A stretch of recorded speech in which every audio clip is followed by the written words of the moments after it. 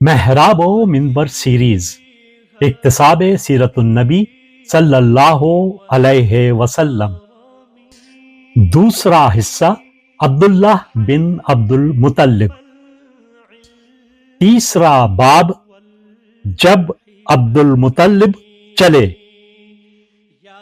ہم سب اپنے رب کی مرضی کی طرف جا رہے ہیں، ہمارا راستہ چھوڑ دو۔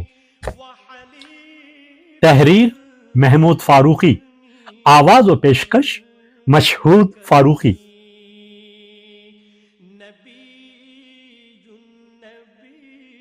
عبد المطلب کے بیٹوں کے چہرے فق تھے، صرف ایک عبداللہ تھا جس کے چہرے پر تشویش کے آثار نظر نہیں آتے تھے۔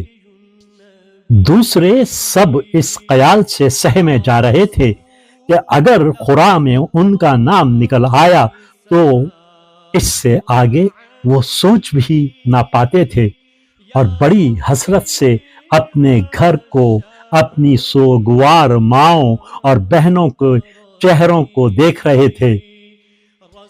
باہر ان کے دوستوں کا مجمع بھی لگا ہوا تھا، وہ بھی اپنے اپنے دوست کے لیے مضطرب و پریشان تھے۔ تشویش، اندیشہ، خطرہ، اضطراب اور بے قراری کا ملا جلا رنگ تھا جو سب کے چہروں پر جھلک رہا تھا، اور ایک عجیب طرح کا کرب پوری فضا میں رچا بسا ہوا تھا۔ بوڑھے سردار عبد المطلب کے لیے یہ لمحے بڑے بھاری ہو گئے تھے، ان کی روح پیچ و تاب کھا رہی تھی، وہ اپنے عہد سے پھرنا نہیں چاہتے تھے۔ دوسری طرف یہ یقینی بات تھی کہ ان 10 میں سے کسی ایک کے نام پر قرآن نکل آتا، ان کو بہرحال اپنے 10 بیٹوں میں سے کسی ایک کو قربانی دینی ہی تھی۔ عبد المطلب نے دوبارہ بھرائی ہوئی آواز میں کہا، چلو قدم بڑھاؤ اپنے اپنے مقدر کی طرف۔ مگر جب وہ اپنے بیٹوں کو ساتھ لے کر گھر سے نکلنے لگے تو عبد المطلب کی پہلی بیوی دھاڑے مارتی ہوئی دوڑی اور اپنے شوہر کا دامن تھام کر انہیں آواز دی، عبد المطلب! عبد المطلب نے پلٹ کر اسے دیکھا۔ عبد المطلب، میری بدبختی کا آغاز اسی دن سے ہوا جب تم نے یہ منحوس نظر مانی تھی۔ میں اور تم اور یہ میرا بیٹا حارث، ہم تینوں ہنسی خوشی زندگی بسر کر رہے تھے، مگر اس دن قریش کی طعنہ زنی پر تم مزید بیٹوں کی ہوس میں پڑ گئے اور تم نے ایک کے بعد ایک کئی شادیاں کی اور ہماری زندگی تلخ ہو کر رہ گئی۔ عبد المطلب، بس میرے بیٹے حارث کو چھوڑ دو، کیونکہ وہ تو تمہاری اس منت سے پہلے ہی پیدا ہو گیا تھا۔ عبد المطلب، تم اس کی زندگی کا چراغ تو نہ بجھاؤ۔ اور سمرہ مزید کچھ نہ کہہ سکی، بات اس کے ہونٹوں پر ٹوٹ ٹوٹ گئی، اس کے ہونٹ بری طرح تھر تھرا کر رہ گئے۔ اس کے چپ ہوتے ہی دوسری بیوی جو سب سے خوبصورت تھی سسکیاں بھرتے ہوئے بول اٹھی، رحم کرو عبد المطلب، عباس پر رحم کرو، اس کی جگہ مجھے قربان کر دو، مجھے۔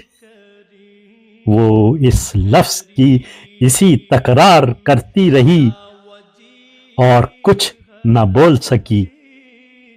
عبد المطلب گھبرا گئے، گھر سے باہر نکل گئے۔ بس کرو، بس کرو! انہوں نے اپنے ہاتھ سے زوردار اشارے کیے، مجھے اپنا عہد پورا کرنا ہے، مجھے اپنے ایک بیٹے کو قربان کرنا ہے۔ وہ کون ہے میں نہیں جانتا۔ ابھی وہ چند قدم بڑھے تھے کہ فاطمہ نے بڑھ کر ان کا دامن تھام لیا، وہ تقریباً زمین پر لوٹ گئی۔ عبد المطلب نے خشونت سے اپنا دامن چھڑاتے ہوا کہا، یہ کیا جنجال ہے؟ تمہارے اس رویے سے اللہ ناخوش ہو جائے گا، ہٹ جاؤ، ہم کو جانے دو اللہ کی مرضی کی طرف۔ عبد المطلب کچھ اور آگے بڑھ گئے، ان کے پیچھے ان کے 10 بیٹے بھی آہستہ آہستہ قدم اٹھا رہے تھے اور لوگ ان کے ساتھ شامل ہوتے جا رہے تھے۔ اسی درمیان میں ایک جگہ عبد المطلب ٹھہر گئے، لوگ بھی رک گئے اور عبد المطلب نے اپنے بچوں کو مخاطب کر کے کہا، میرے بچوں، کیا تم اس عہد کو جو میں نے اپنے خدا سے باندھا ہے پورا کرنے کو تیار ہو؟ بابا، عبداللہ نے آگے بڑھ کر باپ سے کہا، ہم آپ کے فرما بردار ہیں، جس کو آپ چاہیں ہم میں سے قربان کر دیں۔ عبد المطلب نے محبت بھری نظر سے اپنے چھوٹے بیٹے کو دیکھا اور کہا، عبداللہ میرے بیٹے، جو خدا کی مرضی ہوگی وہی ہوگا۔ عبد المطلب کے گھرانے کے لوگوں نے ان کو گھیر لیا۔ اس مجمع میں لڑکوں کے ماموں، خالو، چچا زاد بھائی اور دوسرے سارے رشتہ دار تھے۔ انہوں نے عبد المطلب کو اس ارادے سے روکنے کی بہت کوشش کی، مگر ان کی زبان پر ایک ہی جواب تھا، میں اور میرے بچے سب اللہ کی مرضی کی طرف جا رہے ہیں، ہم کو چھوڑ دو کہ ہم اپنے مقدر کا سامان کریں۔ یہ اٹل بات ہے جو پھیری نہیں جا سکتی۔ تم کیا چاہتے ہو؟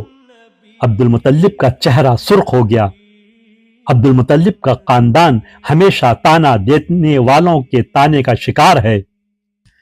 کیا میں لوگوں کو یہ کہنے کا موقع دے دوں کہ عبد المطلب نے خدائے بزرگ کی نظر توڑ دی اور وہ پیمان شکن آدمی ہے؟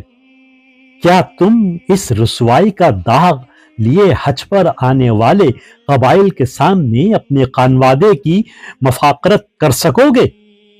بتاؤ، انہوں نے چیلنج کر کے پوچھا۔ لوگ کچھ کہہ نہ سکے، خاموش رہ گئے۔ عبد المطلب نے دونوں ہاتھ پھیلا کر لوگوں کو پرے ہٹایا اور کعبے کی طرف قدم بڑھا دیے۔ یا وجیہ الدین والکرم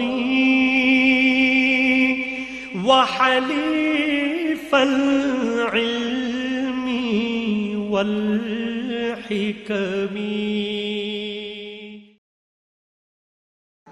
کرن کرن اجالا